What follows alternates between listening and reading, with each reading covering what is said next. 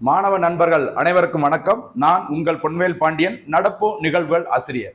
இன்றைய தினத்திற்கான நடப்பு நிகழ்வுகள் ஜனவரி மாதம் 21ஆம் தேதிக்குரிய நடப்பு நிகழ்வுல சிறப்பான முறையில புதிய பாடத்திட்டத்தின்படி நம்ம தொகுத்து வழங்க போறோம். ஆரம்பிக்கலாமா? இன்றைய தினத்திற்கான நடப்பு நிகழ்வுல ஃபர்ஸ்ட் பாயிண்ட் பாருங்க. தமிழ்நாடு தொடர்பான ஒரு செய்தி, ஒரு சூப்பரான ஒரு செய்தி பாருங்கம்மா. சரியா? பாருங்க. வள்ளலார் சர்வதேச மையம், ஓகேவா? ஒரு கரண்ட் அஃபேர்ஸ் அப்படிங்கிறது வரலாற்றுடன் தொடர்புடைய கேள்விகளும் வரும். அப்புறம் பார்த்தீங்கன்னா இந்தியன் பாலிட்டி தொடர்பாக வரும், எக்கனாமிக்ஸ் தொடர்பாக வரும், சயின்ஸ் தொடர்பாக வரும். அதற்கு ஒரு நல்ல உதாரணம் இந்த நோட்ஸ் பாருங்கம்மா. வள்ளலார் சர்வதேச மையம், ஓகேவா? கடலூர் மாவட்டம் வடலூரில் வள்ளலார் தோற்றுவித்த சத்திய ஞான சபை வளாகத்தில் வள்ளலார் சர்வதேச மையம் அமைப்பதற்கான அடிக்கல் 2024ஆம் ஆண்டு, கடந்த ஆண்டு பிப்ரவரி மாதம் 17ஆம் தேதியில் காணொலி மூலமாக முதல்வர் மு க ஸ்டாலின் அவர்களால் அடிக்கல் நாட்டப்பட்டது. அப்போ இங்கு தெரிய வேண்டிய செய்தி என்னன்னு பார்த்தீங்கன்னா, வள்ளலார் சர்வதேச மையம் எங்கு அமைக்கப்பட உள்ளது? கடலூர், கடலூரில், ஓகேவா? எங்க இருக்கும் அது? கடலூர் மாவட்டம் வடலூரில், ஓகேவா? உங்களுக்கு தெரிஞ்சிருக்கும். வள்ளலார் அவர்கள், சரியா, ராமலிங்க அடிகளார் பிறந்த ஆண்டு 1823, சரியா, 1823ல பிறந்திருந்தாங்க. பிறந்த தேதி என்னைக்குன்னு பார்த்தீங்கன்னா அக்டோபர் மாதம் எப்போ? 5ஆம் தேதி, சரியா? அப்போதைய சிதம்பரம் மாவட்டத்தில் பிறந்தவர் வள்ளலார் என்று அழைக்கப்படும் ராமலிங்க அடிகளார் அவர்கள், ஓகேவா? அவருடைய பிறந்த நாள் தமிழ்நாடு அரசினால் என்ன தினம் அறிவிக்கப்பட்டது? தனி பெரும் கருணை தினமாக அறிவிக்கப்பட்டது. பாருங்க, தனி பெரும் கருணை தினம் அக்டோபர் 5ஆம் தேதி தமிழ்நாட்டில் கொண்டாடப்படுகிறது. அதற்கு காரணம் 1823ல வள்ளலார் பிறந்திருக்கிறாங்க. 2023ல, சரிங்களா, பாத்தீங்கன்னா அவருடைய 200வது பிறந்த ஆண்டு கொண்டாடப்பட்டது தமிழ்நாட்டில். அந்த 200வது பிறந்த ஆண்டை முன்னிட்டு தான் தமிழ்நாடு அரசினால் தனிப்பெரும் கருணை தினமாக அக்டோபர் 5ஆம் தேதி அறிவிக்கப்பட்டது. சரிங்களா? இப்போ ரீசெண்டா பாத்தீங்கன்னா 2024ஆம் ஆண்டு பிப்ரவரி மாதம் 17ஆம் தேதியில, ஓகேவா, அவர் பிறந்த வடலூரில் வள்ளலார் சர்வதேச மையம் அமைப்பதற்கான அடிக்கல் நாட்டப்பட்டது. அதற்கான பணிகள் இப்ப போயிட்டு இருக்குது. அதனாலதான் செய்திகள் வந்திருக்குது. ஓகேவா? பார்க்கலாம் அடுத்த செய்தி. அடுத்து ஒரு முக்கியமான ஒரு சர்வதேச செய்தி. எப்பவுமே இன்டர்நேஷனல் நியூஸ் பார்த்தீங்கன்னா அதிகம் ஃபோக்கஸ் பண்ண மாட்டோம். ஆனா இது ஒரு முக்கியமான ஒரு நபர். கண்டிப்பா இந்தியாவுடன் பொருளாதார ரீதியாக, ராஜாங்க ரீதியாக கண்டிப்பா நிறைய செய்தியில வரப்போற நபர். அதனால அவரை பத்தி நம்ம கொஞ்சம் டீட்டெயிலா பார்க்கலாம். சரியா? பாருங்க. அமெரிக்க அதிபராக டொனால்ட் ட்ரம்ப் பதவியேற்றார். ஓகேவா? ரொம்ப நாளா பார்த்துட்டு இருந்தோம்.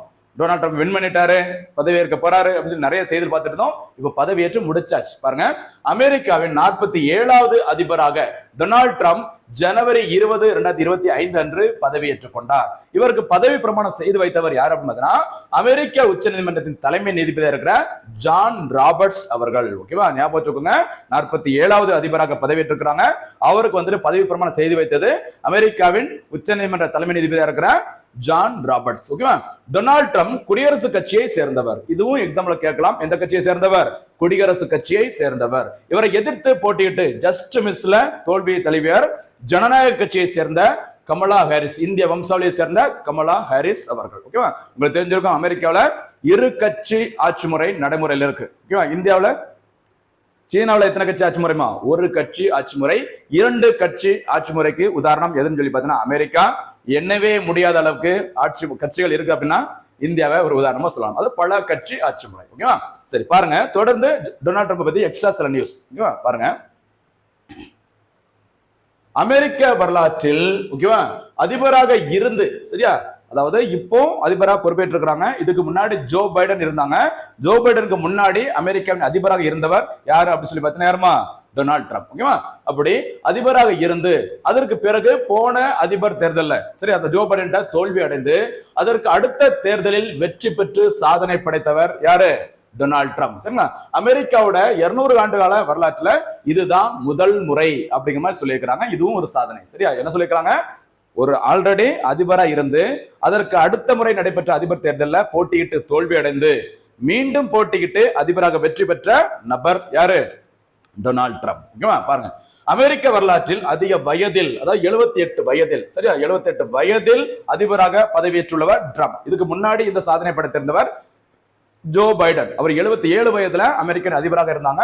இவர் 78 வயதுல அமெரிக்க அதிபராக பொறுப்பேற்றிருக்கிறார். ஓகேவா?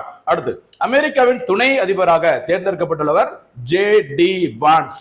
ஜே.டி. வான்ஸ் அமெரிக்காவின் துணை அதிபர். அடுத்து பதவியேற்பு விழாவில் இந்தியாவின் சார்பில் கலந்து கொண்டவர் வெளியுறவுத்துறை அமைச்சராக தமிழ்நாட்டை சேர்ந்தவர் யாரு? எஸ் ஜெய்சங்கர் அவர்கள். ஓகேவா? இது ஒரு முக்கியமான செய்தி, கவனமா இருங்க. டொனால்ட் ட்ரம்ப் அமெரிக்காவின் 47வது அதிபர். இது தவிர அவர் வந்துட்டு குடியரசு கட்சியை சேர்ந்தவர்.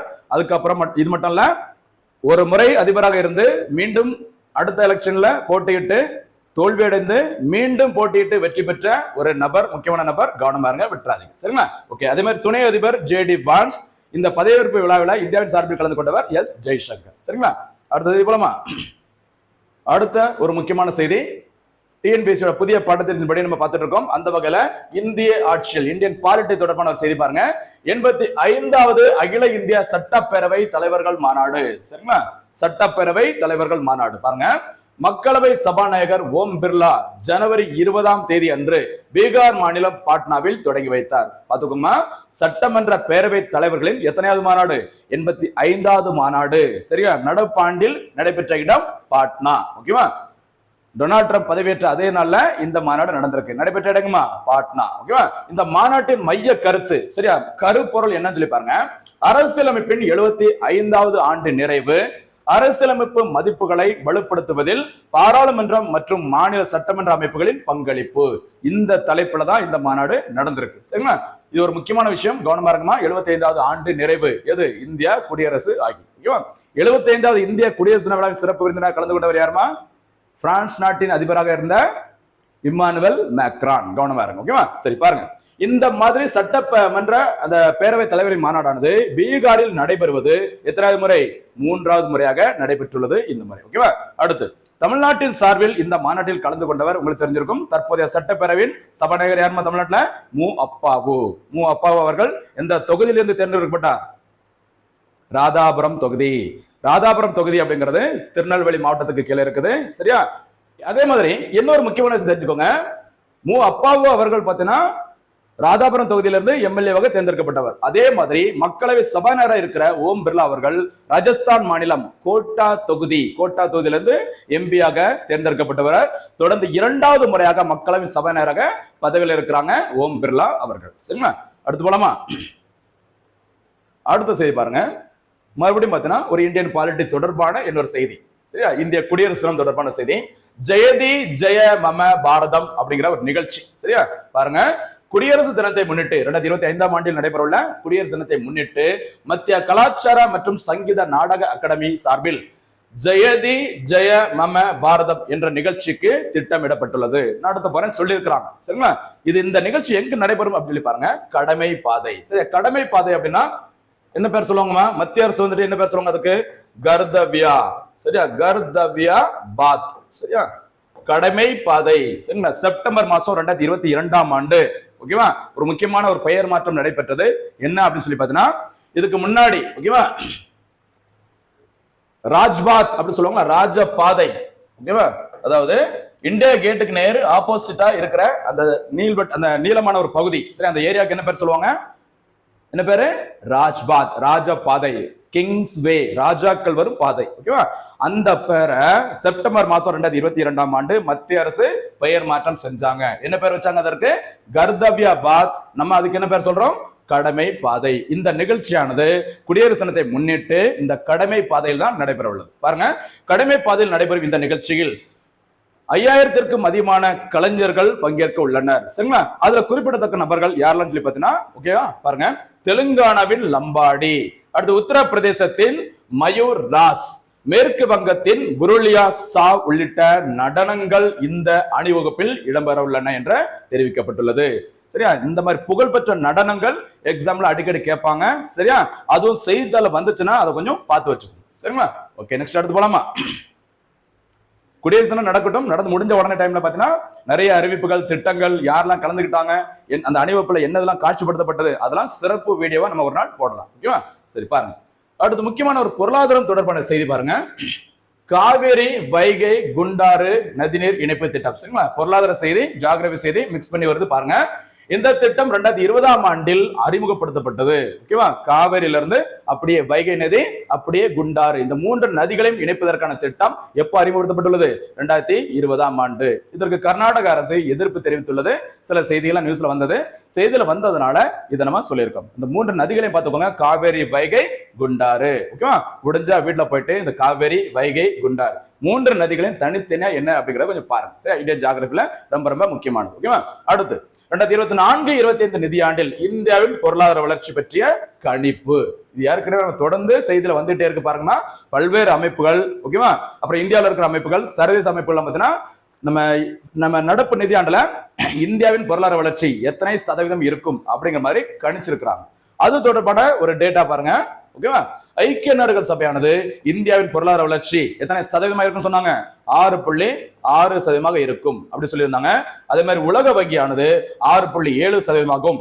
நம்முடைய இந்தியாவின் NSO என்று அழைக்கப்படும் தேசிய புள்ளியியல் அமைப்பானது 6.4% இருக்கும் என்றும் கணித்திருந்தது. அதே மாதிரி இந்திய ரிசர்வ் வங்கியின் ஆளுநர் தலைவராக இருக்கிற அந்த MPC, சரி, மானிட்டரி பாலிசி கமிட்டி, அதாவது நிதியியல் கொள்கை குழுவானது நடப்பு நிதியாண்டில் இந்தியாவின் பொருளாதார வளர்ச்சி எத்தனை சதவீதமாக இருக்கும்? 6.6% இருக்கும் என கணித்துள்ளது. எல்லாமே ரொம்ப ரொம்ப முக்கியமா இருக்குது, கவனமா இருக்கு. சரிங்களா? ஓகே, நெக்ஸ்ட் அடுத்து போலாமா? அடுத்த செய்தி பாருங்க, புவியியல் தொடர்பான ஒரு செய்தி பாருங்க. இந்தியன் ஜியோகிராஃபில தேசிய அரிய கனிமங்கள் இயக்கம், அரிய கனிமங்கள், அரிதாக கிடைக்கிற இந்த கனிமங்கள் தொடர்பான ஒரு இயக்கம். ஓகேவா? பாருங்க, தேசிய அரிய கனிமங்கள் இயக்கம், சரியா, விரைவில் தொடங்கப்படும் என மத்திய சுரங்கத்துறை அமைச்சராக இருக்கிற கிஷன் ரெட்டி தெரிவித்துள்ளார். சரி, தற்போது இந்த மினிஸ்ட்ரி ஆஃப் மைன்ஸ், ஓகேவா, அது யாரு பார்த்தீங்கன்னா கிஷன் ரெட்டி, அவர் தான் அறிவிச்சிருக்கிறாரு தேசிய அரிய கனிமங்கள் இயக்கம் தொடங்கப்படும். சரிங்களா? இது எதற்காக அப்படின்னு சொல்லி பார்த்தீங்கன்னா, இதனுடைய நோக்கம் பாருங்க, அரிய கனிமங்களை உள்நாட்டில் உற்பத்தி செய்து இறக்குமதியை குறைப்பதை உறுதிப்படுத்துதல். இது தவிர கடலோர பகுதிகளில் சுரங்க பணிகளை மேற்கொள்வதை ஊக்குவித்தல். அதாவது வெளிநாடுகள்ல இருந்து இந்த அரிய வகை கனிமங்கள், இந்த லித்தியம் அந்த மாதிரி அரிய கனிமங்களை வெளிநாட்டை நம்பி நம்ம இருக்காம உள்நாட்டிலே உற்பத்தி செய்யணும். அதன் மூலம் வெளிநாடுகள் வந்து நமக்கு இறக்குமதி செய்யற அந்த அளவை குறைக்க வேண்டும். அதுதான் இதோட முக்கியமான நோக்கம் சொல்லியிருக்கிறாங்க. இது தவிர கடலோர பகுதிகளில் சுரங்க பணிகளை மேற்கொள்வதை ஊக்குவிக்க வேண்டும். சரிங்களா? சரி, பாருங்க, அடுத்து பாருங்க. அப்படியே ஒடிசா மாநிலம், சரியா, கோனார்க்கில் 3வது தேசிய சுரங்க அமைச்சர்கள் மாநாடு நடைபெற்றது. அப்போதான் இந்த அறிவிப்பை அறிவிச்சிருக்கிறார். ஓகேவா? சரி, பாருங்க, தற்போது ஒடிசா முதல்வராக இருப்பவர் மோகன் சரண் மாஜி. ஏதாச்சும் ஒரு மாநாடு, ஏதாவது ஒரு திட்டம் தொடங்கப்படுது அப்படின்னா அந்த மாநிலத்தோட அந்த முதல்வர் யாரு அப்படிங்கறத தெரிஞ்சு வச்சுக்கோங்க, கவனமா இருங்க. சரிங்களா? மோகன் சரண் மாஜி. அடுத்து, சுரங்க நிலங்கள் மேலாண்மையில் வெளிப்படைத்தன்மையை உறுதி செய்யும் நோக்கில் ஒரு முக்கியமானது பாருங்க, சுரங்க நில அமைப்பு MTS, MTS எனப்படும் எண்ம தளமும் தொடங்கி வைக்கப்பட்டுள்ளது. ஓகேவா? சுரங்கம் அப்படிங்கிற இது பாத்தீங்கன்னா ஒரு முக்கியமான விஷயம். அதே மாதிரி இந்தியன் எக்கனாமில பாத்தீங்கன்னா 5 ஆண்டு திட்டங்கள், சரி, 5 ஆண்டு திட்டங்கள்ல 5வது 5 ஆண்டு திட்டம், சரியா, 5th the 5-year planல எந்த துறைக்கு முக்கியத்துவம் வழங்கப்பட்டது அப்படின்னு பார்த்தா சுரங்க தொழில். சரிங்களா? சுரங்க தொழிலுக்கு தான் முக்கியத்துவம் வழங்கப்பட்டது. அதோட தொடர்ச்சியாக பல்வேறு முயற்சி எடுக்கிறாங்க. அதுதான் நம்ம இங்க பார்த்துட்டு இருக்கோம். ஓகேவா? பாருங்க, 2023-24 நிதியாண்டில் அதிகப்படியான சுரங்க ஏலங்களை மேற்கொண்டதில், சரிங்களா, முதலிடத்தில் உள்ள மாநிலம் எது அப்படின்னு சொல்லி பாருங்க. சரியா? அதாவது போன நிதியாண்டுல 23-24 பினான்சியல் இயர்ல அதிக அளவு இந்த சுரங்கங்கள் தொடர்பான ஏலங்களை மேற்கொண்ட மாநிலங்களில் முதலிடத்தை பெற்றுள்ள மாநிலம் ராஜஸ்தான். அதற்கு அடுத்த இடங்கள்ல மத்திய பிரதேசம் மற்றும் மகாராஷ்டிரா இருக்குது. கவனமா இருங்க, விட்டாருங்க. சரிங்களா? அதே மாதிரி நம்ம ரீசெண்டா கொஞ்ச நாளைக்கு முன்னாடி தமிழ்நாடு அரசானது எந்த மாநிலத்தில் நிலக்கரியை எடுப்பதற்கான அந்த ஏலத்தில் உரிமை பெற்றாங்க? எங்கு நிலக்கரி எடுப்பதற்கான உரிமை பெற்றாங்க தமிழ்நாடு அரசு? ஒடிசா. மறந்துடாதீங்க. சரிங்களா? ஓகே, அடுத்து போலாமா? அடுத்த முக்கியமான செய்தி பாருங்கம்மா, சுகாதாரம் தொடர்பான ஒரு செய்தி. சரியா? பாருங்க, சுகாதாரத்திற்கான நாடாளுமன்ற எம்பிக்கள் குழு. நம்ம நிறைய நாடாளுமன்ற அந்த கூட்டுக்குழு எல்லாம் பார்ப்போம். அதுல சுகாதாரத்திற்கான நாடாளுமன்ற எம்பிக்கள் குழு உத்தரப்பிரதேசத்தை சேர்ந்த மாநிலங்களவை, சரியா, மாநிலங்களவை உறுப்பினர் ராம் கோபால் யாதவ் தலைமையில் செயல்படுகிறது. சுகாதாரத்திற்கான நாடாளுமன்ற அந்த எம்பிக்கள் பாராளுமன்ற உறுப்பினர் குழுவிற்கு தலைவராக தற்போது இருப்பவர் ராம் கோபால், உத்தரப்பிரதேச மாநிலத்தை சேர்ந்த ராஜ்யசபா MP. இந்த அமைப்பானது, இந்த குழுவானது பல்வேறு மாநிலங்களுக்கு போயிட்டு, சரியா, சுகாதார திட்டங்கள், சுகாதாரம் தொடர்பான பல்வேறு திட்டங்களை ஆராய்ந்து எந்த மாதிரி செயல்படுத்துறாங்க அந்த மாநிலங்கள், ஓகேவா, அதை கண்காணிப்பதற்காக ஒவ்வொரு மாநிலமா போயிட்டு இருக்கிறாங்க. இந்த குழுவானது ரீசெண்டா நேற்றைய தினம் என்ன பண்ணிருக்கிறாங்க? சென்னைக்கு வந்து தமிழ்நாட்டில் என்னென்ன திட்டங்கள் எப்படி செயல்படுகிறது அப்படிங்கிறத ஆராய்வதற்கு வந்திருக்கிறாங்க. சரியா? அதுல அறிவிக்கப்பட்டுள்ள முக்கியமான திட்டங்கள் பார்த்துட்டு நம்ம லைட்டா பார்க்கலாம். பாருங்க, தமிழகத்தில் ஆய்வு மேற்கொள்ளப்பட்ட திட்டங்கள் என்னென்ன, மத்திய அரசு தொடர்பான திட்டங்களை இந்த குழுவானது ஆய்வில் ஈடுபட்டாங்க அப்படின்னு சொல்லி பாத்தீங்கன்னா, ஒண்ணு பிரதமரின் காப்பீட்டு திட்டம். சரி, அதாவது சுகாதார காப்பீட்டு திட்டம், மருத்துவ காப்பீட்டு திட்டம். உங்களுக்கு தெரிஞ்சிருக்கும் என்ன பேருமா? பிரதான் மந்திரி என்ன பேரு? ஆயுஷ்மான் பாரத் யோஜனா. எப்ப தொடங்கினாங்கம்மா பிரதான் மந்திரி ஆயுஷ்மான் பாரத் யோஜனா? செப்டம்பர் 23, 2018 ஆண்டு தொடங்கப்பட்டது. ஒரு குடும்பத்திற்கு அதிகபட்சம் ஒரு ஆண்டிற்கு ரூபாய் 5 லட்சம் வரைக்கும் இலவச மருத்துவ காப்பீடு வழங்கப்படும் திட்டம். இந்த திட்டத்தின் கீழ் 70 மற்றும் 70 வயதிற்கு மேற்பட்ட முதியோர்களுக்கு இலவச மருத்துவ காப்பீடு வழங்கப்படும் அப்படிங்கிற மாதிரி சமீபத்தில் மத்திய அரசு அறிவிச்சிருந்தாங்க. சரிங்களா? அந்த திட்டம் எப்படி செயல்படுகிறது அதையும் வந்து பாத்தீங்கன்னா பாக்குறதுக்கு வந்திருக்காங்க. அடுத்து தேசிய தடுப்பூசி திட்டம். சரியா? இந்த திட்டம் ஆரம்பத்தில் பார்த்தீங்கன்னா 1978ல தொடங்கியிருப்பாங்க. சரியா? இந்தியாவில் தேசிய தடுப்பூசி திட்டம் 1978ல தொடங்கப்பட்டது. இன்னொரு முக்கியமான விஷயம் பார்த்துக்கோங்க, இங்க இருக்கு பாருங்க, போலியோ ஒழிப்பு திட்டம். சரியா? இந்தியாவில் தேசிய தடுப்பூசி தினம் எப்ப கொண்டாடப்படுகிறது? தேசிய தடுப்பூசி தினம் மார்ச் மாசம் 16ஆம் தேதி. சரி, மார்ச் 16. ஓகேவா?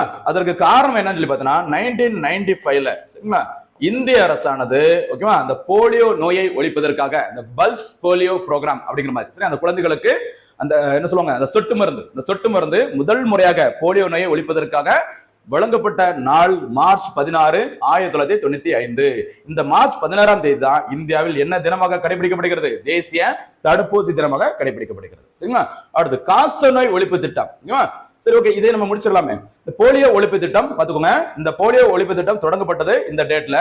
அதே மாதிரி நம்ம இந்த போலியோ ஒழிப்பு திட்டத்தின் மூலமாக நல்லா இந்த டிராப்ஸ் எல்லாம் கரெக்டா கொடுத்து இந்தியாவில் போலியோ பாதிப்பு இல்லை அப்படிங்கிற மாதிரி உலக சுகாதார அமைப்பானது சரி வேர்ல்ட் ஹெல்த் ஆர்கனைசேஷன் இந்தியாவை போலியோ ஃப்ரீ நேஷன் அப்படின்னு சொல்லிட்டு எப்ப அறிவிச்சாங்க அப்படின்னு பாத்தீங்கன்னா மார்ச் மாசம் சரியா மார்ச் மாசம் 17ஆம் தேதி 2014ஆம் ஆண்டு சரியா இந்தியாவில் போலியோ பாதிப்பு இல்லை அப்படிங்கிற மாதிரி ஒரு சர்டிபிகேட் வந்து வழங்கப்பட்டது. அதே மறந்துடாதீங்க. சரிங்களா? சரி, இங்க பாருங்க அடுத்தப்பல காசநோய் ஒழிப்பு திட்டம். சரி, காசநோய் ஒழிப்பு திட்டம் அதையும் பார்த்துக்கோங்க.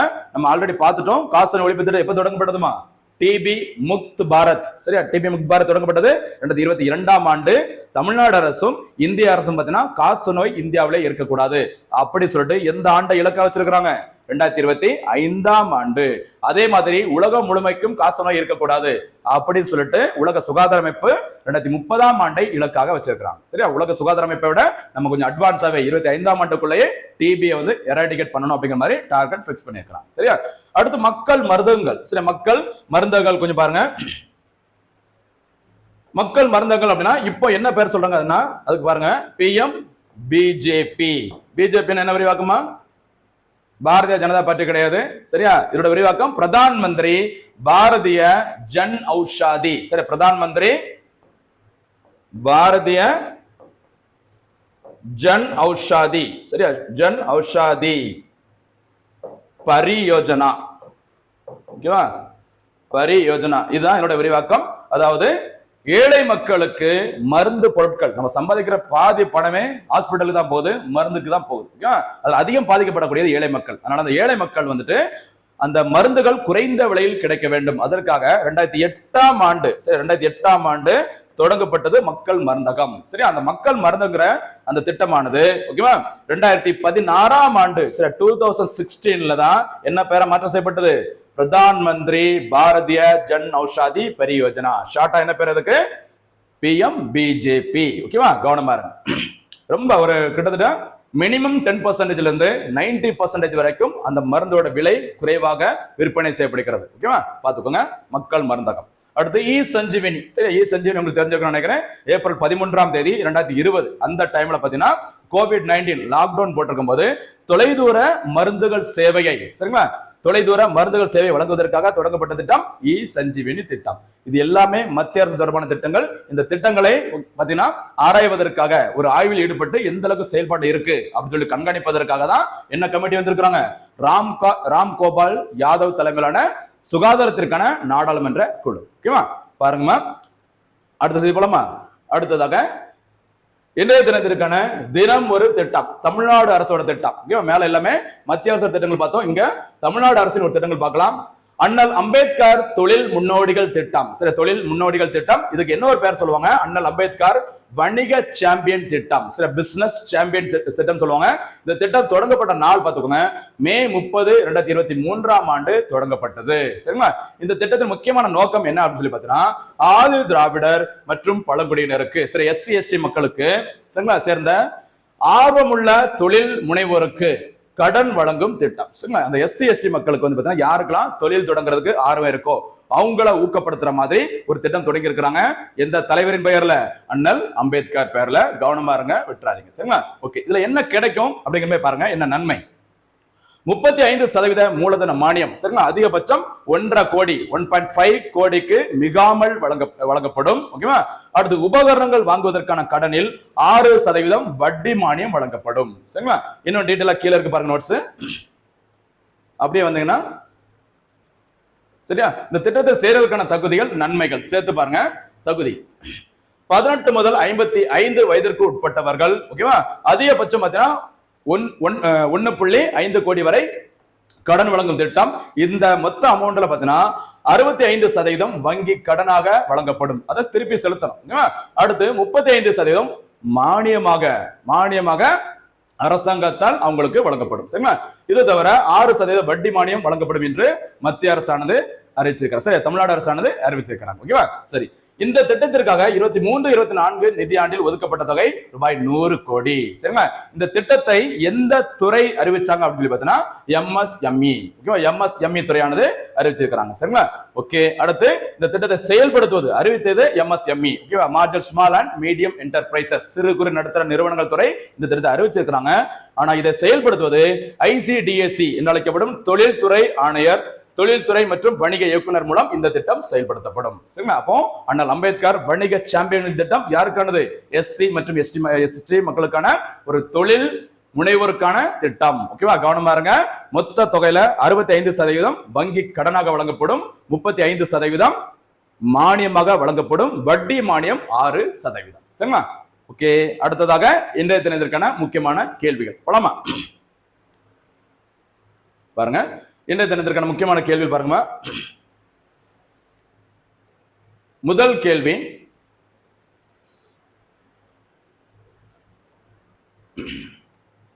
ஓகே நம்ம இது யாருன்னு பார்த்ததுதான், அதனால திருப்பி என்னோட கேட்டுக்கிறேன், உங்களுக்கு ஒரு ரிவிஷன் இருந்துட்டு போட்டோம். சரிங்களா? ஆதி திராவிடர் மற்றும் பழங்குடியினருக்கு ஓகேவா ஆர்வமுள்ள தொழில் முனைவருக்கு கடன் வழங்குவதற்காக தமிழ்நாடு அரசு தொடங்கிய திட்டத்தின் பெயர் என்ன? இந்த திட்டத்தின் நன்மை என்ன? ஒரு லைன்ல சொல்லுங்க. சரியா? இதான் இந்த முதல் கேள்வி. அடுத்து இரண்டாவது கேள்வி பாருங்க. இரண்டாவது கேள்வி, உலக சுகாதார அமைப்பானது இந்தியாவில் எப்போது போலியோ பாதிப்பு இல்லை என்ற சான்றிதழை வழங்கியது? அது என்ன? இரண்டாவது கேள்வி. அதே மாதிரி பிரதான் மந்திரி அந்த PM BJP என்ற திட்டத்தின் விரிவாக்கம் என்ன? அது எப்போது பெயர் மாற்றம் செய்யப்பட்டது? சரிங்களா? அது மூன்றாவது கேள்வி வச்சுக்கோங்க. அடுத்து நான்காவது கேள்வி, எந்த 5 ஆண்டு திட்டத்தில் சுரங்க தொழிலுக்கு முக்கியத்துவம் வழங்கப்பட்டது? ஓகேவா? அது நான்காவது கேள்வி வச்சுக்கோங்க. நெக்ஸ்ட் அடுத்து இந்த பொருளாதார வளர்ச்சி நம்ம நிறைய வாட்டி பார்த்துட்டோம். ஓகேவா? அடுத்து குடியரசு தின அணிவகுப்பு நடைபெறும் அந்த பாதை என்ன பெயர் வைக்கப்பட்டுள்ளது? அந்த பெயர் மாற்றம் எந்த ஆண்டு செய்யப்பட்டது? ஓகேவா? அடுத்து இறுதி கேள்வி, இந்த தினத்திற்கான இறுதி கேள்வி, அமெரிக்காவின் எத்தனையாவது அதிபராக டொனால்ட் ட்ரம்ப் பதவியேற்றுள்ளார்? சரிங்களா? இதுதான் இந்த தினத்திற்கான கடைசி கேள்வி. மொத்த கேள்விகளுக்கும் சிறப்பான முறையில பதில் சொல்லுங்க. வழக்கம் போல சிறப்பான முறையில நம்ம என்ன பண்ணலாம்? ஒரு அரிய பெரிய சாதனையை சீக்கிரமா நம்ம படைக்கலாம். மீண்டும் சந்திக்கலாம். நன்றி, வணக்கம்.